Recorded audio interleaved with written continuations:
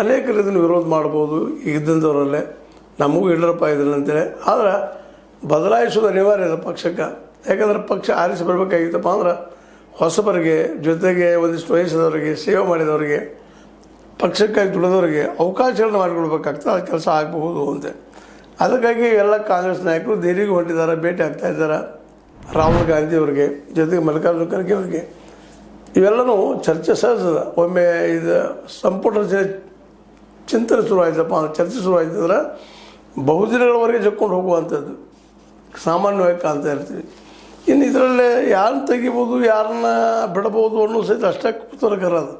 ಯಾರನ್ನ ತೆಗಿಯಕ್ಕೆ ಹೋದ್ರೂ ಅಷ್ಟೇ ಕಷ್ಟದ. ಯಾಕಂದ್ರೆ ಒಬ್ಬೊಬ್ಬರಿಂದ ಒಬ್ಬರು ಗಾಡ್ ಫಾದರ್ ಇದ್ದೇ ಇರ್ತಾರೆ, ಪ್ರಭಾವ ಇರ್ತದೆ.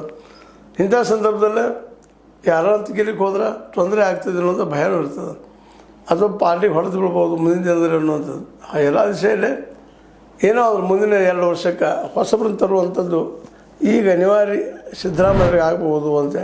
ಮತ್ತು ಸಿದ್ದರಾಮಯ್ಯವ್ರನ್ನ ವಿಚಾರ ಮಾಡಿದಾಗ ಇವಾಗ ಸೇಮ್ ಬದಲಾವಣೆ ವಿಚಾರ ಇದರಲ್ಲಿಲ್ಲ. ಹೀಗಾಗಿ ಅವರು ಸೇಫರ್ ಸೈಡಲ್ಲಿ ಇದ್ದಾರೆ, ಒಳ್ಳೆಯವ್ರನ್ನ ಆರಿಸ್ಬೋದು ಅನ್ನೋಂಥ ಮಾತು ಅದ, ತರ್ಕು ಅದ. ಯಾಕಂದರೆ ಕಾಂಗ್ರೆಸ್ನಲ್ಲಿ ಸಿದ್ದರಾಮಯ್ಯನವರಂತೂ ವಿಶೇಷವಾಗಿ ತಮ್ಮ ಕಡೆಗೆ ಒಲವಿದ್ದಂಥ ಆಯ್ಕೆ ಮಾಡೋ ಸಹಜ ಮಾಡಿರ್ತಾರೆ.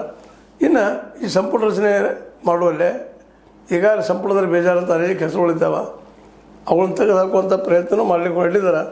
ಅದು ಎಷ್ಟು ಮಟ್ಟಿಗೆ ಈ ಒಂದು ಪಾರ್ಟಿ ಮೇಲೆ ಪ್ರಭಾವ ಆಗ್ತಿದೆ ಅನ್ನೋದು ಈಗ ಹೇಳೋದು ಕಷ್ಟ. ಒಟ್ಟಿನಲ್ಲಿ ಸಚಿವ ಸಂಪುಟ ವಿಸ್ತರಣೆ ಆಗೋದು ಗ್ಯಾರಂಟಿ ಅಂದಂಗೆ ಆಗಿದೆ. ಹಾಗಾದ್ರೆ ಮುಖ್ಯಮಂತ್ರಿ ಇದ್ರಿ ಅಂತ ಕೇಳ್ಬೋದು ನೀವು. ಅದು ಹೈಕಮಾಂಡ್ ತನ್ನಲ್ಲಿ ಇಟ್ಕೊಳ್ಳೋದು, ಅಂದರೆ ಮಾಡೋದ್ರೆ ಹೇಳಿದ್ರು ಬರೀ ಮಗಂತ ಮಾತುಗಳಿದ್ದಾವೆ. ಹೀಗಾಗಿ ತುರ್ತಕ್ಕೆ